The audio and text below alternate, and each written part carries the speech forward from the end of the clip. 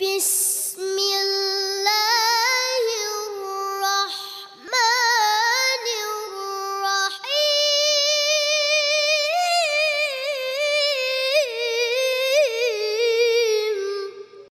জন্য আমার কথায় কষ্ট নেবেন না। আমি একমাত্র বলি, আমার কণ্ঠ যতদিন থাকবে আওয়াজ, ততদিন নবীর পক্ষে আমরা আছি। শেষ নিঃশ্বাসের আগ পর্যন্ত রাসূলুল্লাহর মহব্বত আমরা সকলে চাই কিনা? আর জবান খুলে ডান হাত তুলে চাই কিনা? কেন চাইবো? কারণ ওই নবী ছাড়া দুনিয়াতে কোনো উপায় নাই, ওই নবী ছাড়া কবরে কোনো উপায় নাই, ওই নবী ছাড়া হাসরের ময়দানে কোনো উপায় নাই। জোরে বলি সুবহানাল্লাহ। যুবক আমার, পর্দানিশীন মা বোন, আমি কেন নবী নবী করি, নবীর পক্ষে কেন আমি ভালোবাসার কথা বলি, আপনারা ভালো করেই বুঝবেন। আল্লাহর নবী বলে, আমি দুনিয়ার জমিন থেকে চলে যাব, আমার ডান পাশে আমার কন্যা, জান্নাতের লক্ষ লক্ষ কোটি কোটি নারীদের সরদারনি ফাতেমা দাঁড়িয়ে আছে। আমার নবী বলে, হে ফাতেমা এই দিকে আসো। মা ফাতেমা দৌড় দিল, ইয়া রাসূলুল্লাহ, এত মায়ার ডাক আপনি দিয়েছেন, জিন্দেগিতে এত মায়ার ডাক শুনি নাই, আজকে কেন এত মায়ার ডাক দিলেন? মনে হয় পৃথিবীর জমিনের শেষ ডাক আপনি আমাকে দিয়েছিলেন। আল্লাহর নবী চক্ষু মোবারকের পানিগুলো ছেড়ে বলে, ফাতেমা আমার, তুমি ডানে তাকিয়ে দেখো, আমার পাশে যিনি দাঁড়িয়ে আছে তার পাটা জমিনে, মাথাটা আসমানে, এর নাম হচ্ছে মালাকুল মউত, এর নাম হচ্ছে আজরাইল। একটু পরে আমার রূহ কবজ করবে। ফাতেমা, তোমার কিছু চাওয়ার রয়েছে কিনা তুমি আমার কাছে চাইতে পারো। আমার ভাইরা, আমি কোন ফাতেমার কথা বলছি একটু অন্তরের কান লাগিয়ে দেন। আমাদের জিন্দেগি আজকে 10 তলার বিল্ডিং, আমাদের জিন্দেগি আজকে ল্যান্ড ক্রুজার গাড়ি চলে, আমাদের প্রাইডো চলে, আমাদের এলিয়ান চলে, আমাদের এক্সিও, আমাদের হাই কোয়ালি এক্সপিল্ডার গাড়ি নিয়ে আমরা জীবন যাপন করি। কিন্তু আল্লাহর হাবিব বলে, ফাতেমা তোমার কিছু চাওয়ার রয়েছে কিনা? মা ফাতেমা বলে, রাসূল আপনি জান্নাতের কোটি কোটি নারীদের সরদারনি বানিয়েছেন, কিন্তু নবী আপনি তো ভালো করে জানেন আমার ঘরের মধ্যে মাত্র 2খানা মাটির পেয়ালা। কিরে ফাতেমা কেন? মা ফাতেমা বলে, মাত্র 2খানা মাটির পেয়ালা, কারণ একখানা দিয়ে আমার স্বামী আলী খানা খায়, আর একখানা দিয়ে আমি ফাতেমা খানা খাই। নবী আমার, আপনি ভালো করেই জানেন আমার ঘরের মধ্যে একখানা নামাজের মুসল্লা। দুনিয়ার মানুষ মনে করবে জান্নাতের কোটি নারীদের সরদারনি ফাতেমার ঘরের নামাজের মুসল্লা মনে হয় স্বর্ণ হীরা মনে মুক্তা দিয়ে তৈরি। মা ফাতেমা বলে, আল্লাহর কসম করে বলি, আমি ফাতেমার ঘরের নামাজের মুসল্লা খানা ছিল খেজুর গাছের পাতা দিয়ে তৈরি। জোরে জোরে বলে সুবহানাল্লাহ। আরে যুবক আমার, আমরা আজকে কোন দুনিয়া নিয়ে বড়াই করছি? আমার যখন নিঃশ্বাসটা বন্ধ হয়ে যাবে, আমার ঘর বাড়ি ভাগাভাগি শুরু হয়ে যাবে, আমার সম্পত্তি ভাগাভাগি শুরু হয়ে যাবে। মা ফাতেমা বলে, নবী আমার কিছু চাওয়ার নাই, তবে 9টা বছর ধরে আমার অন্তরে একটা প্রশ্ন, আমি রাতের বেলায় ঘুমাতে পারি না। আমার নবী বলে, ফাতেমা কি প্রশ্ন?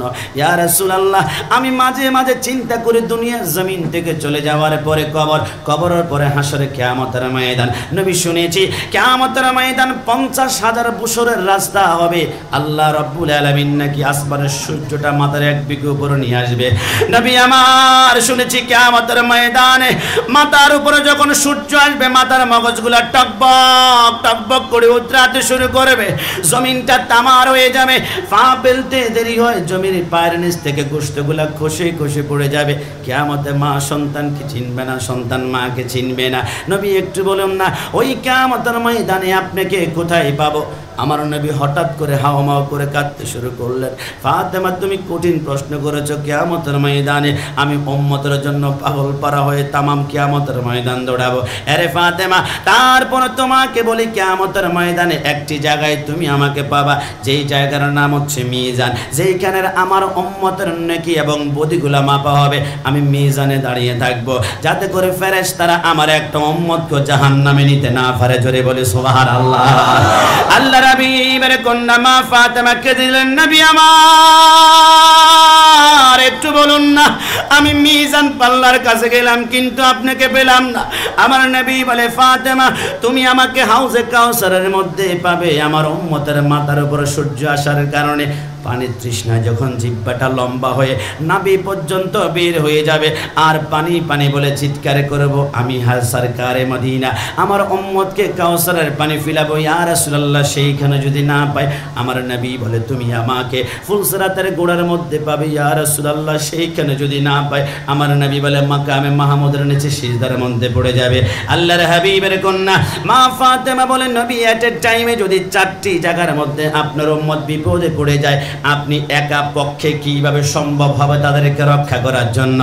আল্লাহর নবী চক্ষু মুবারকের পানিগুলা ছেড়ে দিয়ে বলতে শুরু করলো, আল্লাহ আমার ফাতেমা আমাকে এখনো চিনতে পারে নাই।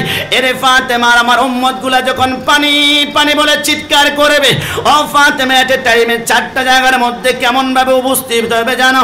ফাতেমা আসমানে যখন বৃষ্টি হয়, বৃষ্টি পড়ার পূর্বে আকাশে বিজলি মারে, ঝিলিক মিলিক করে। বিজলি যেমন ভাবে সেকেন্ডের মধ্যে তামাম দুনিয়াকে আলোকিত করে ফেলে, আমি বিজলির মতো দৌড়াদৌড়ি করব, একটা উম্মতকে আমি জাহান্নামে যাইতে দিব না। জোরে বলে সুবহানাল্লাহ, চিৎকার মেরে বলে সুবহানাল্লাহ।